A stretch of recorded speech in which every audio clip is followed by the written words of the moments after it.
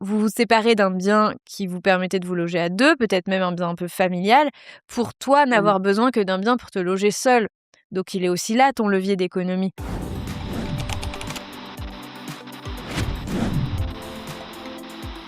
Lily!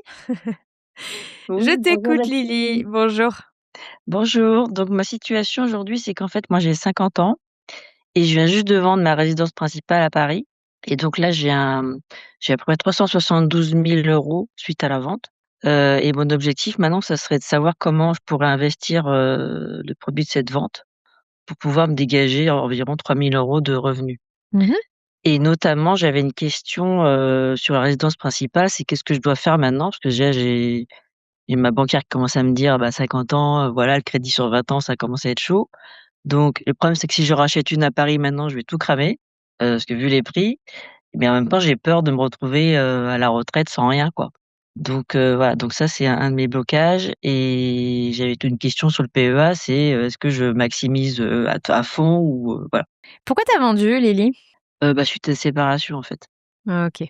Donc du coup, là, t'es logée comment? Où actuellement? Je suis en location, à Paris.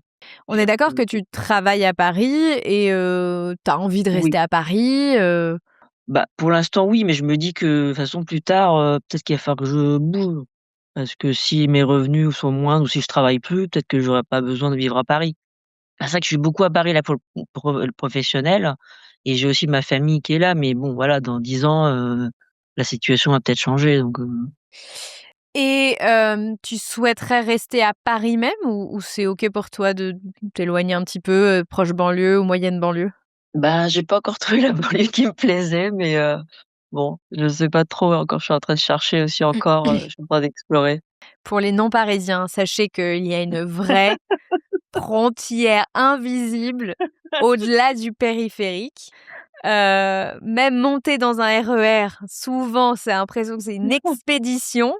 Moi, j'ai vécu les 2, hein. J'ai grandi en banlieue et puis j'ai vécu un peu plus tard à Paris. Ça m'a toujours fait rire parce que pour moi, la banlieue, c'était mon quotidien. Mais quand on rencontre un Parisien pur souche ou un provincial qui est venu habiter à Paris, pour lui, la banlieue, c'est un no man's land, quoi. Ça n'existe pas. Hem en soi, je vois pas le problème. En soi, tu peux rester locataire. Tu gagnes combien? Alors je suis en freelance, je gagne à peu près 3 000 € par mois. Ouais. Enfin, je me Mais versais 3 000 € par mois parce qu'aussi à cause du crédit de l'appart avant, mais bon voilà. mais là, tu es logé pour combien? C'est quoi ton loyer? Je suis à 1 000 €. OK. Oui, donc de toute façon, tu devras te verser à peu près la même chose. Ce qui est bien, c'est que si tu es freelance, ça veut dire que, bah, tu as la full flexibilité de pouvoir, bouger là où tu veux. Donc c'est juste une question de Mmh. non, mais pour moi, honnêtement, il y a pas de souci. C'est-à-dire, tu as retrouvé un logement en location. Si tu veux, par contre, le truc, c'est que alors attends, je vais faire juste une simulation. Oups, mensualité crédit IMO. Tiens, je vais aller voir, c'est quoi? C'est meilleur taux. Donc si tu voulais une mensualité de on va essayer, hein, d'emprunter sur 25 ans, hein, on va essayer. Mmh. Non, tu peux pas emprunter ça. Mmh. Donc ouais, ouais, tu peux emprunter à peine 200 000 € sur 25 ans avec les taux actuels Ouais, c'est ça. et donc oui, tu vas mettre, donc ça veut dire, et même si tu mets 100 000 € d'apport. Mmh. Allez, même si tu mets 200 000 apports, ça reste bah, c'est sûr que si tu mets 200 000 € d'apport et que tu empruntes 200 000, Mmh. c'est moins Ouais. problématique, hein, parce que ça se Mmh. fait, mais 400 m², ça te fait un petit T2, quoi. Ouais, c'est ça. 400 Ça 000 fait €, ouais, c'est ça, un c'est un petit P2 et après je crame, j'ai plus rien pour faire des investissements, tu vois? oh, il te reste quand même 170 000, hein, non, c'est pas plus rien, hein, mais tu as mis Oui, quand c'est même moins une quand somme même. considérable Ouais. dans ton logement. Moi, j'ai plutôt envie de faire le pari que, tu as 50 ans. Tu viens de te séparer, c'est une nouvelle vie qui commence et j'ai plutôt envie de faire le pari de la feuille blanche. C'est-à-dire, pour l'instant, c'est Paris, mais demain, ça peut être autre chose parce qu'en fait, Mmh. maintenant, tu es libre de beaucoup de choses et peut-être que ça va te donner des envies et surtout, tu es freelance, donc tu peux travailler d'où tu veux. Donc moi, je suis pas sûre que j'irai me foutre avec un logement à Paris sur lequel tu vas être obligé de mettre un Mmh. apport considérable. Moi, je ferais plutôt le pari de la location Mmh. et d'investir ton argent à côté. Et c'est une belle petite somme pour pouvoir envisager de faire des trucs un peu sympas, quoi. Donc, Bah, voilà. moi, c'est le scénario C'est qui ça me qu'il faut plairait le faire. plus. Toi, tu m'as parlé de Ouais. PEA, donc ça veut dire que tu as déjà un PEA? Dis-moi, est-ce que ça te viendrait à l'idée de laisser un algorithme décider de ce que sera ton prochain investissement? Alors pourquoi tu le laisses décider de la prochaine vidéo que tu vas regarder sur YouTube? Ne laisse pas uniquement l'algorithme choisir pour toi. Il sait ce qui te fait rester sur la plateforme, pas ce qui est bon pour toi et tes ambitions. Alors abonne-toi à la chaîne, reprends le contrôle de ton attention et de ton argent. Oui, j'ai ouvert un PEA l'année dernière. Bon là, il est qu'à 3 500, mais je m'étais dit: «Est-ce que je maximise là à 150 là?»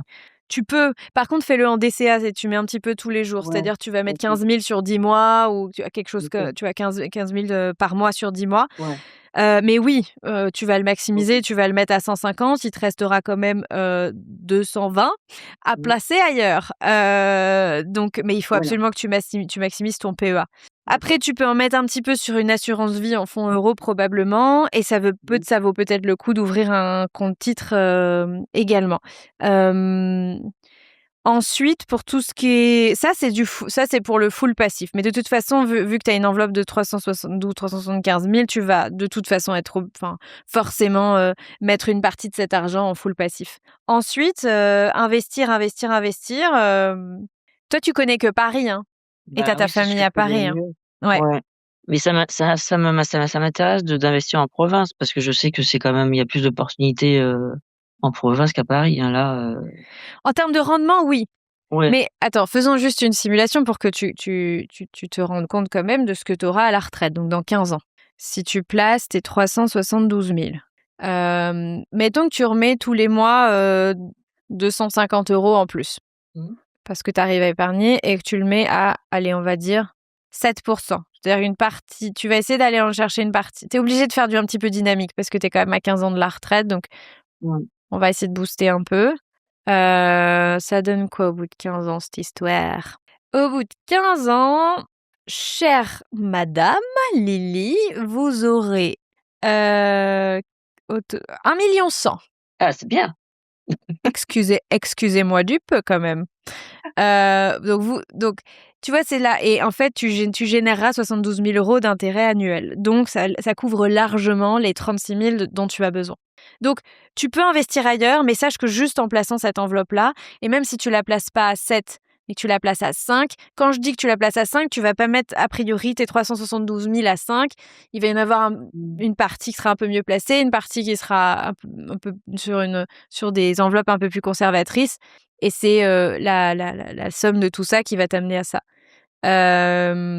Donc, je me suis pas... 372 000, 250 € en plus une fois par mois à 5% d'intérêt. On est à 840 000 et tu génères quand même 39 000 € d'intérêt annuel. T'as vu entre 5 et 7 la différence? Ouais. Elle est énorme. Il y en a un qui te Mmh. génère 72 000 € d'intérêt annuel et l'autre 39 000 € d'intérêt annuel. Donc, moi, j'essaierais de viser les 7 quand même. Mais en gros, ce que je veux te dire, c'est que si tu fais une bonne allocation passive, t'es bien. D'accord, donc je fais que du passif, je fais pas autre chose alors? Tu peux, tu peux, tu peux, mais attention parce que c'est pas à Paris. Si tu investis loin, bah, ça crée aussi de la gestion, ça peut créer aussi des emmerdes. Si tu fais de l'immobilier classique, c'est à peu près les mêmes taux de rendement que du Ouais, passif ou que des ETF. Donc, je suis pas forcément, je vois pas forcément l'intérêt, surtout que c'est ouais, pour le faire loin de chez toi, pour un truc qui est pas plus intéressant, plus risqué et plus de gestion que du passif. Je vois pas l'intérêt. OK. Maintenant, moi, le seul truc, c'est la, la, la seule chose qui justifie de faire d'autres investissements que du passif, c'est tu veux plus d'1,1 million dans 15 ans. Et t'as bien le droit. Voilà. De deux, tu veux arrêter un petit peu plus tôt. Mais là, tu peux arrêter un peu plus tôt. Parce que là, je te Ah dis, oui, tu c'est bien. génères 72 000 dans 15 ans, euros annuels d'intérêt. Donc, en réalité, c'est au bout de... Je remets mon 7%. Si je remets mon 7%, je te dis, tu passes la barre des 36 000 dans 6 ans. Ah, c'est bien. Dans 6 ans, tu génères 36 000 € d'intérêt annuel. Moi, ça m'irait bien, hein, je vais même m'arrêter plus tôt, ça me va aussi, hein. Et si tu veux être un peu plus conservatrice, tu vois, tu vas jusqu'à 8-10 ans, histoire de pas trop entamer ton Enfin, voilà, de Ouais. maximiser quand même ton capital. Mais c'est des scénarios qui sont sympathiques. Donc moi, je mettrais Oui. toute mon attention. Je me trouverais 20 à 30 heures pendant l'été pour Mmh. bien me former sur la bourse et comprendre quoi faire. D'accord. Parce qu'après, tu n'as plus rien à faire. Sauf encore une fois, si tu veux plus, si tu veux plus que ce que je t'ai dit, ou si tu veux te faire kiffer. Juste, en fait, ça te fait kiffer de faire d'autres trucs, quoi. Ouais, ouais.